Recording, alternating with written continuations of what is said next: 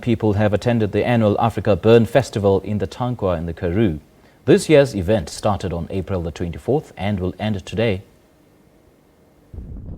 A temporary city of art has been created in the desert of South Africa during the annual Afrika Burn event in the Tankwa Karoo in the Northern Cape.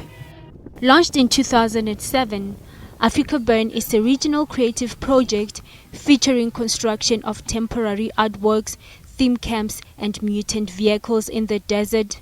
Elaborate costumes, music and performances are also shown during the event.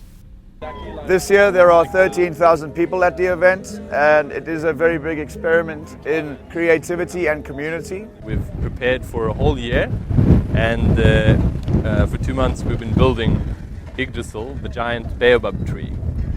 And essentially it's an investigation of the Scandinavian culture and the African culture, taking the tree of life from the Nordic countries and the tree of life from Africa and combining them into one modern tree.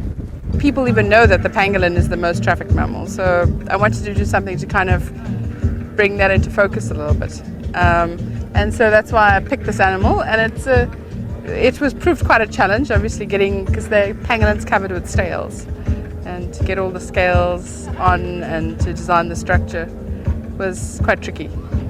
Afrika Burn has become the biggest art festival in Africa, drawing a large number of artists, musicians and tourists to the desert in South Africa each year.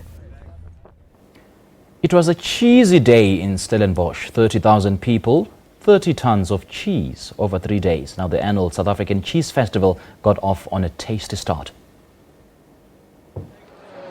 Any cheese lover's delight, an abundance of local and international cheeses. The Cheese Festival is more than just a festival. It is the behind the scenes about job creation, innovation, entrepreneurship, product development. So it's so much more. And then the consumer interaction.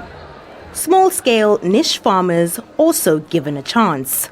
For upcoming bee farmers, it's very difficult to come into the market because the big guys are already filled, and now that's why we are taking the cheese festivals and all the other festivals so that people can see us.